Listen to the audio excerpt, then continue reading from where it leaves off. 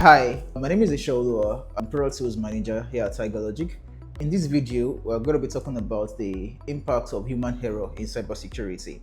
A lot of organizations have actually put cybersecurity measures in place to ensure that they are able to maintain the confidentiality, the integrity, and the availability of their data and critical assets.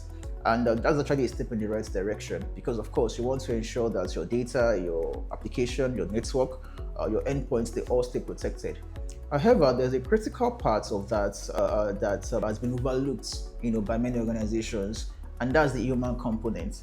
And it is common knowledge in cybersecurity that human is the weakest link in cybersecurity. A research has actually shown that 88% of cybersecurity breach has been tied to human error, and the impact of that is actually quite devastating. Aside the financial loss impacts on organizations, one of the major consequences of a cybersecurity breach is also the brand reputational damage, and also the legal consequences that actually comes with these data breaches. When it comes to human errors or mistakes made by human in cybersecurity, important to say that human in this case could be the employees or the administrators of your data, your critical assets. Top on the list is weak passwords, right? All users, all employees, they need a form of authentication whenever they are accessing maybe their endpoints or accessing an application or the other. And one of the authentication mechanisms is to actually have a password in place. But then the question is, how strong is this password, right?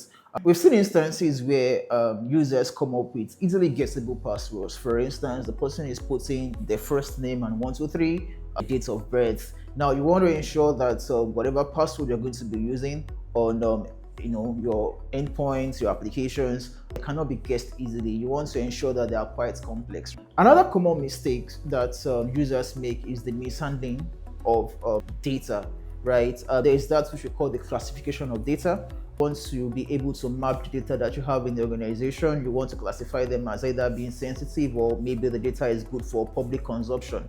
Now we've seen many instances where employees mistakenly share data that are meant to be sensitive or confidential data.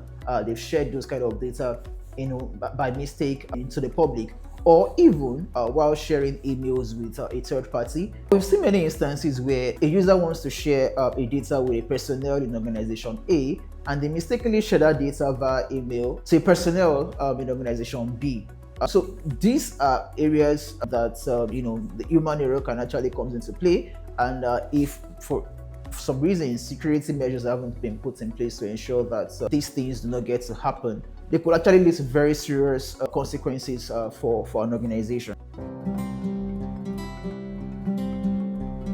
There are a number of them, but I'm going to be touching on three. The first one being lack of awareness, the second one being habits and assumptions, and the third one being social engineering tactics. The responsibility falls on the organization to ensure that they're able to organize regular trainings for the employees, for the users, to ensure that they're actually cybersecurity aware, and they're able to know the key things to watch out for when it comes to phishing attacks or when it comes to setting strong passwords. Habits and assumptions, a lot of people believe that these things cannot happen to them, or in fact, you have organizations who believe that they've actually put a lot of security measures in place, security tools, defense in depth, to ensure that they do not suffer a breach. But then, human is still the weakest link, and that area just needs to be well addressed.